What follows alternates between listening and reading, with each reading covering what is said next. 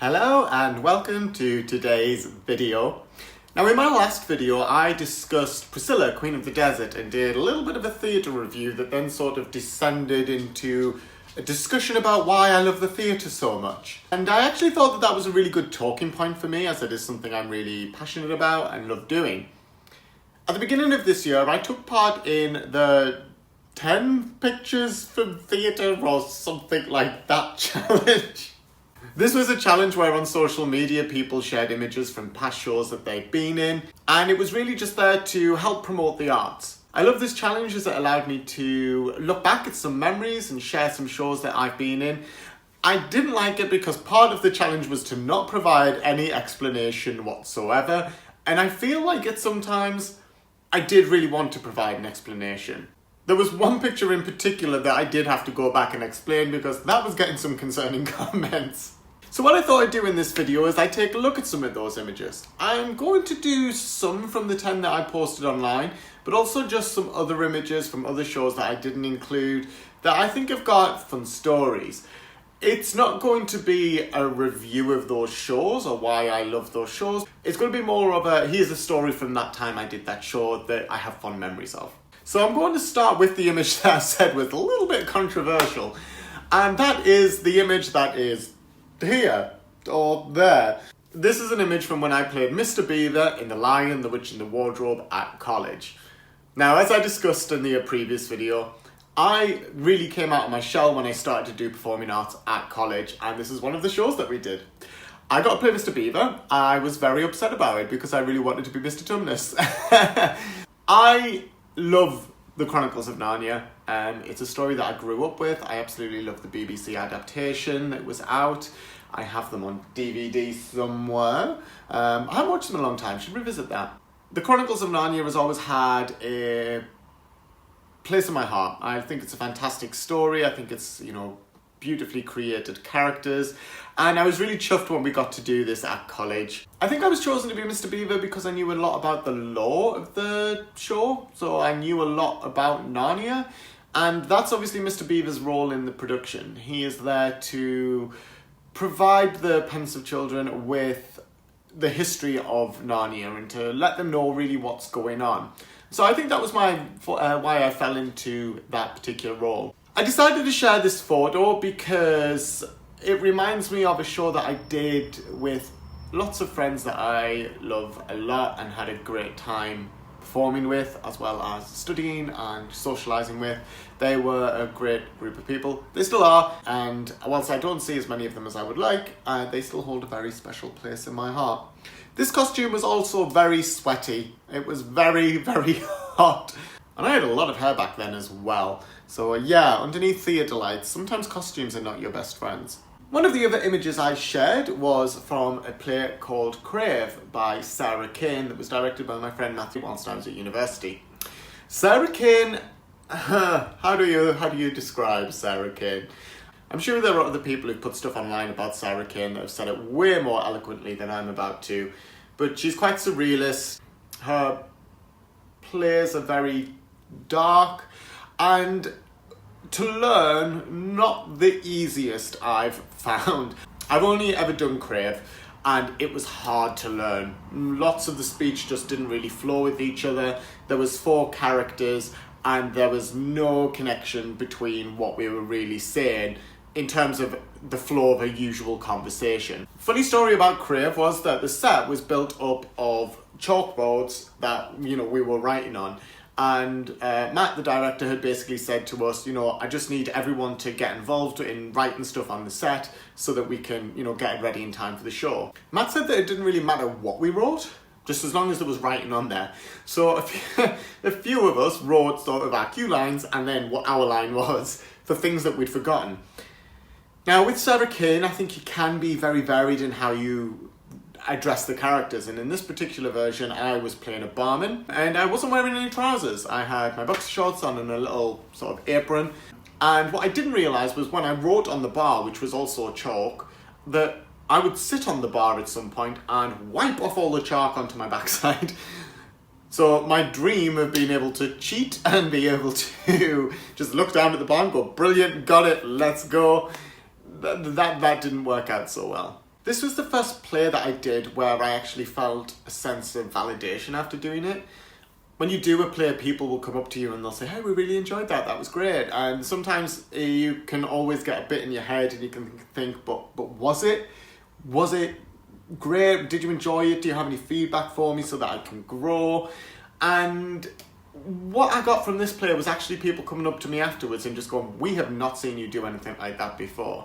There was a really short monologue that I delivered in this production that I got to like address directly to the audience, and I loved doing it. And I got some really, really good feedback that felt really genuine, and I guess I had confidence in myself enough to believe that when people were saying it was good, it was good. Moving forward, I kind of took a break from the performing arts after I left university. I kind of needed to focus on myself. Often when you leave university or theatre school, if you're going to pursue that, you kind of just have to get on it. That was not an option for me at the time. And I'm at peace with that. I don't know if I have the stamina personally to pursue a career in the arts, certainly not as a performer. Maybe that might be something I want to address later on in my life, but for right now I'm perfectly content with doing performing arts as a hobby. That's absolutely fine. During my little break, I did do a couple of little independent movies, I guess. But I really want to keep this video aimed towards theatre. And the first piece of theatre I did after quite a long break off the stage was The Producers, which I did with Nottingham Operatic Society. I had been sort of thinking about getting involved in theatre again for quite some time. And I just never really had the motivation to go out there and do anything about it. And then The Producers is one of my favourite shows. I absolutely adore it. And when I found that Nottingham Operatic Society were going to be doing it, I just thought, you know what? Go and audition. And if you get into the society, then you'll get to be part of a show that you really enjoy. This was one of the best experiences of my life. I got to meet so many great people who I'm very good friends with. And whilst I've taken a break from Nottingham Operatic, just largely due to my work schedule, I'm hoping to go back later this year for their next production, which is Guys and Dolls. The image I'm sharing is with my friends Paul and Chris. Chris is actually the person who nominated me to do the challenge, and he will be popping up a few more times in this video because I've done a couple of shows with Chris. In The Producers, I was just in the chorus, and I'm quite happy being in the chorus.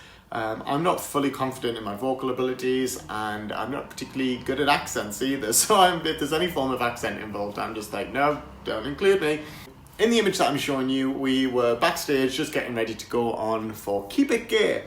And I'm particularly mentioning Keep It Gay because, one, I got to dress up as a sailor, which I loved, and I looked cute, and I was into it.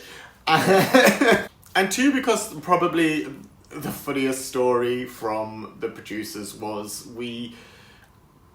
at the end of Keep It Gay, there is a bit of a conga. And this conga went on for a long time because its main purpose, at least in our production, was to cover up a scene change that was happening. So what you got was essentially la la la la la la la la la la la la la ooh la la la la la la la la la la. For about 3 minutes solid. It got faster as the week went on.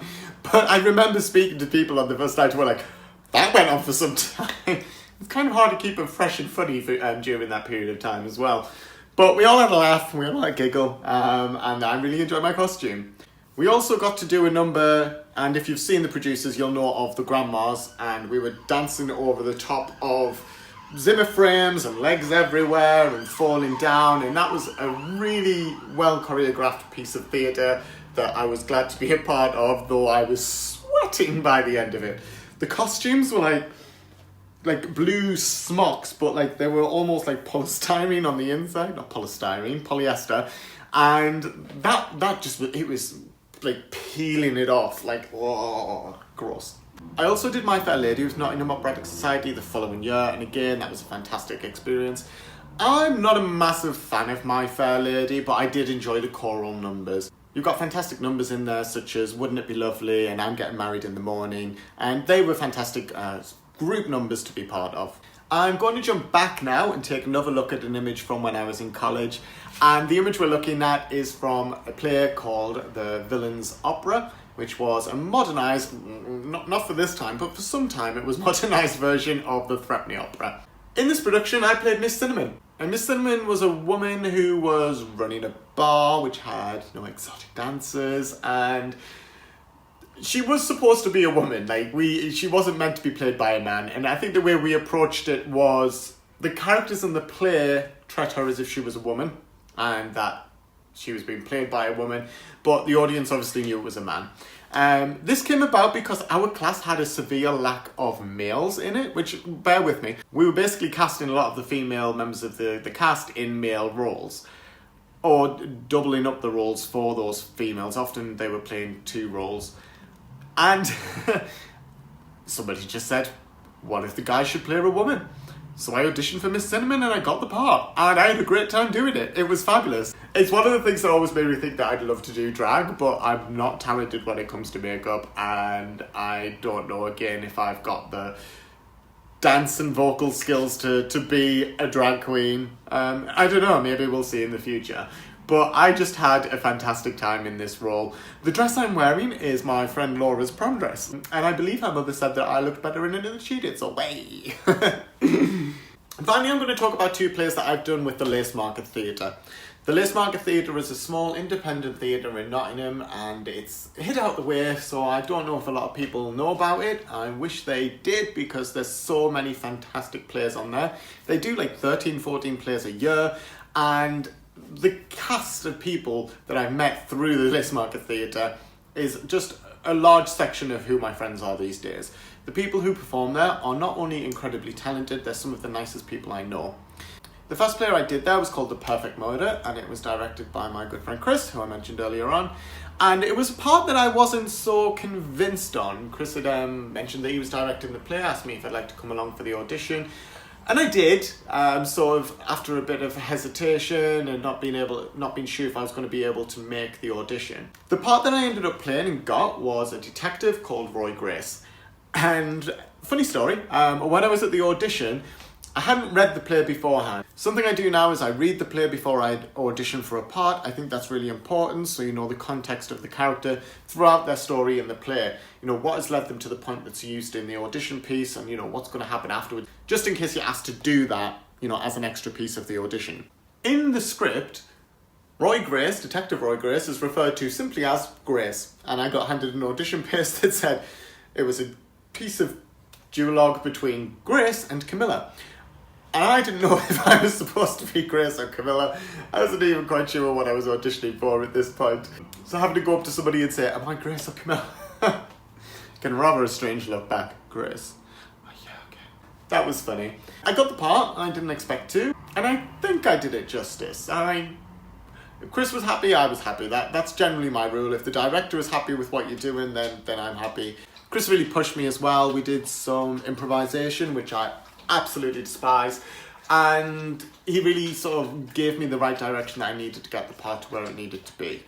My favourite part in this play was towards the end when Detective Grace has pieced everything together and he's gone to confront the wife of the character who is presumed dead. We're going to say right now dead, who was played by someone who again has become a very good friend of mine, Gemma. And in this particular scene, he is going around, he's putting all of the pieces together and really making her squirm. It does turn out that everything is not quite as it seems a few minutes later, but the scene that I was in, I really enjoyed it. That was a piece of theatre that I really enjoyed doing.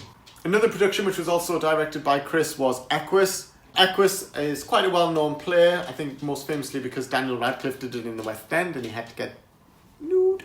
And this was mostly a challenging piece of theatre for me to be involved in because the bits I did were physical and I don't class myself as a physical person.